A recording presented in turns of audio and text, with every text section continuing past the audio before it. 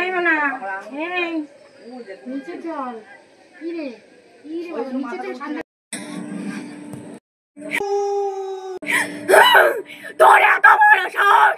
তুই আমাকে নিয়ে যাবি আমাকে ওকে মনে হয় ভূতেই ধরেছে সন্ধ্যাবেলায় ছাদে এসছে কোনো রুচি নেই চুল ছেলে এখন ওই পাড়ে মনে একটা মহিলা ওজা এসছে এখন ওকেই ডেকে নিয়ে আসতে হবে কিচ্ছু করার নেই ওর বাবাও বাড়ি নেই কি করব এটাকে ডেকে আনি কি করব এই যে আপনি কি এই পাড়ে নতুন এসছেন কবে এসছেন আমার মেয়েকে ভূতে ধরেছে মনে হচ্ছে যে পাগলামি করছে একটু চলুন তো দেখবেন আমি ছাতাটা একটু নিয়ে নিই আজকে আমি রক্ত খাবো এত দিনের প্রতিশোধ আজকে আমি নেব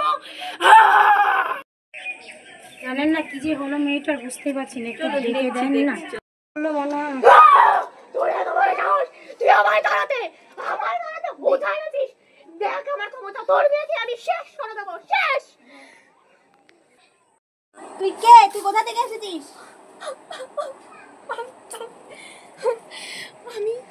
আমি পাশের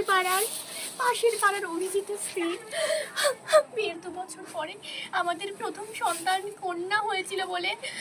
মেয়ের জন্মের কিছু মাস পরেই আমাকে আর আমার মেয়েকে খুন করে নদীর জলে ভাসিয়ে দিয়েছে আমার তখনই মুক্তি হবে আমার আর আমার মেয়ের আত্মা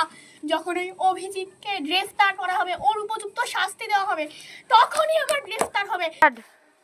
ঠিক আছে আমরা ওকে অ্যারেস্ট করার ব্যবস্থা করছি তুই ওর গা থেকে চলে যা আমি যাব না বলছি চলে যা কথা দাও নালে এই মেয়েকে আমি মেরে ফেলবো আমরা কথা দিচ্ছি যে ওকে ধরিয়ে দেবো তুই চলে যা ওর গা থেকে সত্যি 3 সত্যি 3 সত্যি ঠিক আছে